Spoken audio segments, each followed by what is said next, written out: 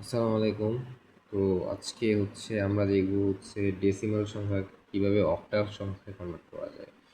তো সেজন্য আমি একটা ডেসিমাল সংখ্যা নিয়ে নিয়েছি 469 469। এটা একটা ডেসিমাল সংখ্যা যার বেস 10, আর এটাকে আমরা কনভার্ট করব অক্টাল নাম্বারে যার বেস 8।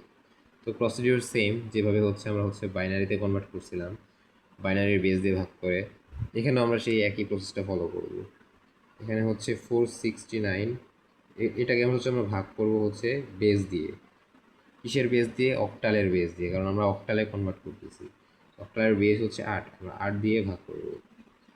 এখানে 58 সম্ভবত 58 বার যায়, আপনারা একটু মেলাই নেবেন। আর ভাগশেষ থাকে 5।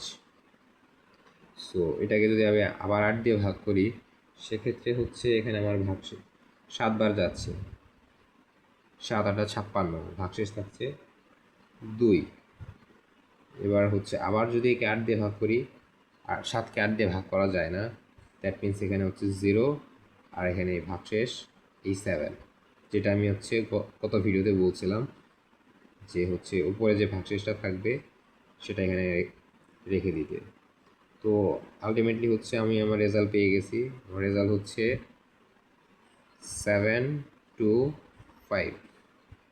এটাই আমাদের সেই অক্টাল নাম্বার। 725 কেন, সেটা আমি আরেকবার রিপিট করতেছি। আমরা নাম্বার যখন ক্যালকুলেশন করব, তখন নিচ থেকে উপরে ক্যালকুলেট করব। ঠিক আছে, নিচ থেকে উপরে ক্যালকুলেট করব, এটা নিয়ম। আর এখন যদি একটা দশমিক সংখ্যা থাকে, সেক্ষেত্রে আমরা কীভাবে ক্যালকুলেট করব? সেজন্য আমি একটা দশমিক সংখ্যা নিই, যেমন 0.4687 ধরেন এটা একটা ডেসিমাল নাম্বার। এই আমি অক্টালে কনভার্ট করব।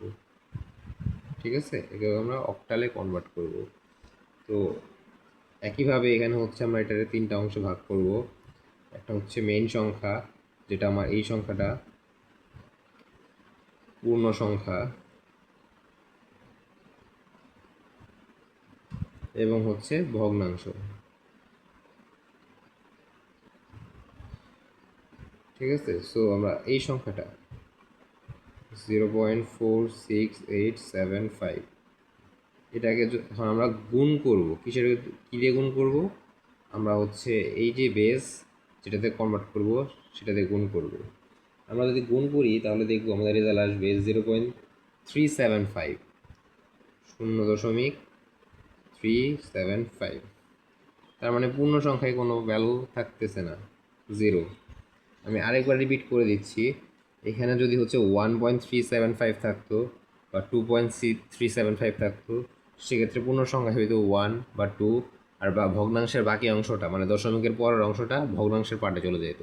যেহেতু 0.375 আসছে, কোনো পূর্ণ সংখ্যা আসে নাই, সেজন্য পূর্ণ সংখ্যার এই ঘরটায় এটা 0। এখন আবার এই 375কে আমি আবার গুণ করব, আবার 8 দ্বারা গুণ করব। যদি 8 দ্বারা গুণ করি, আমি দেখব এখানে ভ্যালু আস্তে আস্তে 3, পুরাপুরি 3, মানে মিলে গেছে। সো পূর্ণ সংখ্যার ঘরে হবে 3, আর ভগ্নাংশের ঘরে হবে 0 0, 0.00। সো এটা আর আমার কন্টিনিউ করা দরকার নেই।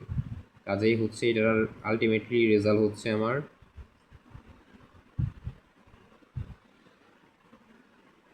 এই ডেসিমাল নাম্বার